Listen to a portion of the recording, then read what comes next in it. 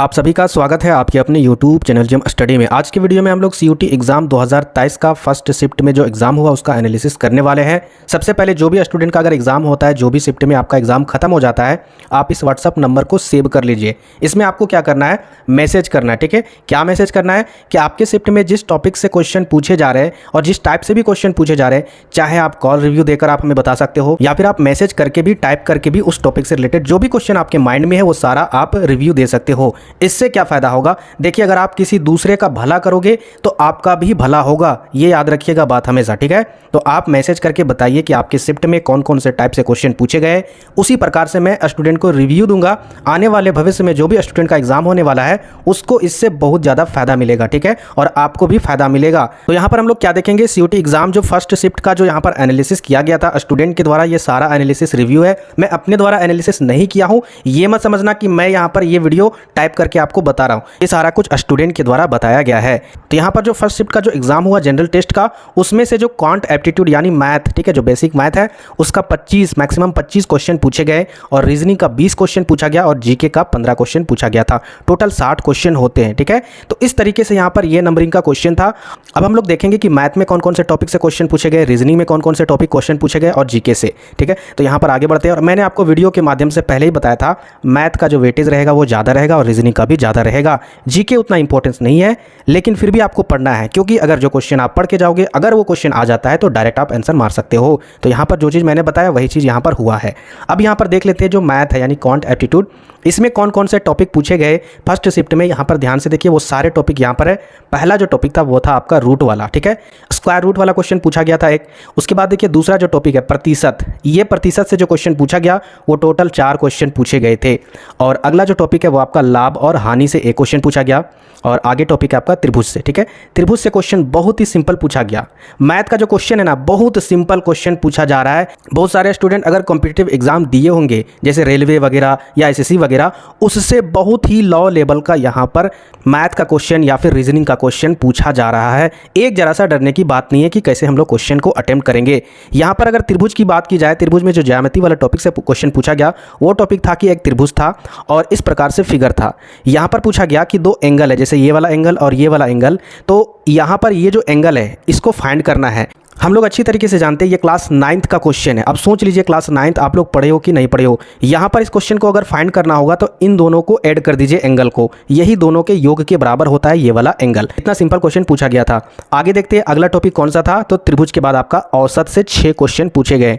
आगे यहाँ पर देख लेते जो एवरेज वाला होता है टॉपिक, चाल और दूरी से भी क्वेश्चन पूछा गया था। इसमें आपको यूनिट कन्वर्जन वाले क्वेश्चन पर ज़्यादा फोकस करना है। इस प्रकार से क्वेश्चन रहते हैं तो रहेगा इस प्रकार से, जैसे रहेगा 10 किलोमीटर प्रति आवर। ठीक है, अब इसको कन्वर्ट करना है आपको मीटर प्रति सेकंड। तो इस तरीके से जो भी यूनिट कन्वर्जन वाले क्वेश्चन रहेंगे वो पूछे जा रहे हैं। ठीक है, आप लोग उसको जरूर करके जाइएगा एग्जाम में। और आगे यहाँ पर SCF और LCM से भी क्वेश्चन पूछा जा रहा है, वो भी बहुत ही आसान। इस तरीके से भी क्वेश्चन पूछा गया, जैसे 2 दे दिया, 4 दे दिया, 8 दे दिया। अब इसका आपको SCF निकालना है या फिर LCM निकालना है। तो ऐसे ऐसे सिंपल क्वेश्चन पूछे जा रहे हैं, डरने की बात नहीं है।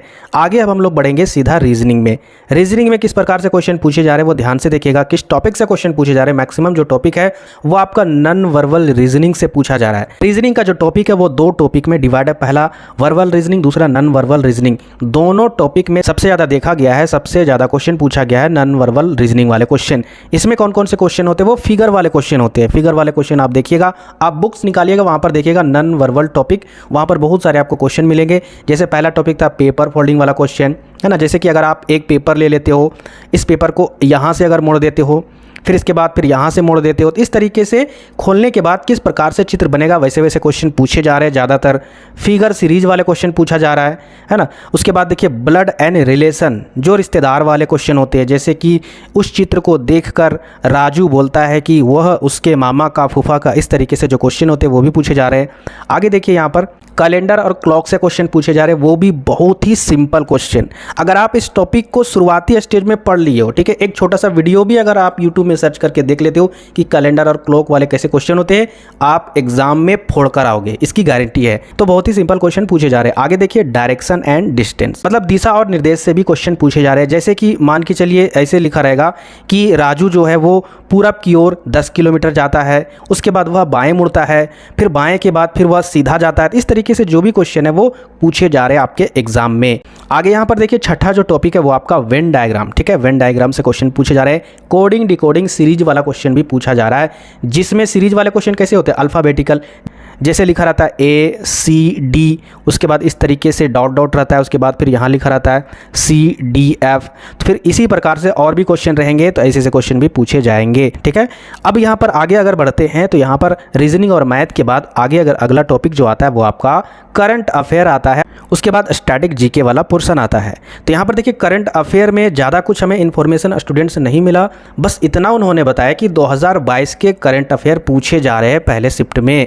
2022 के 23 के उतना पूछे नहीं जा रहे, यानी इसमें से कौन कौन से टॉपिक, जैसे कि राज्य का गठन, या फिर हटाया गया कब, या फिर निम्न में से कौन सा राज्य नहीं है, तो इस तरीके से क्वेश्चन पूछे जा रहे हैं। तो आपको इससे क्या आपको सीख मिलता है, क्या आपको समझना है, समझना यही चीज़ है कि आने वाले टाइम में जिनका एग्ज़ाम है, हो सकता है 2023 के करंट अफेयर से एग्ज़ाम में 100% क्वेश्चन देखने को मिलेंगे, क्योंकि अभी नहीं दे रहा है। इसका रीज़न यही चीज़ है कि बाद में डालेगा, 100% डालेगा, ठीक है।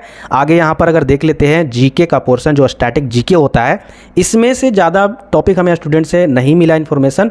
तो यहाँ पर एक ही टॉपिक यहाँ पर स्टूडेंट के द्वारा मिला कि नदियों से रिलेटेड जो भी क्वेश्चन है, उसके उद्गम से रिलेटेड, या फिर कौन नदी कहाँ पर है, इस तरीके से क्वेश्चन पूछे जा रहे हैं, ठीक है।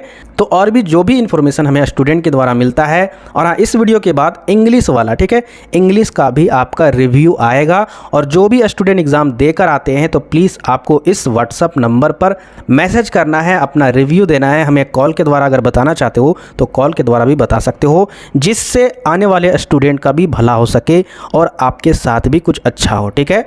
आई होप कि आपका एग्ज़ाम अच्छा गया होगा। तो प्लीज़ वीडियो को लाइक कीजिएगा और इसी तरह वीडियो पाने के लिए चैनल को ज़रूर सब्सक्राइब कीजिएगा। मिलते हैं फिर नेक्स्ट वीडियो में।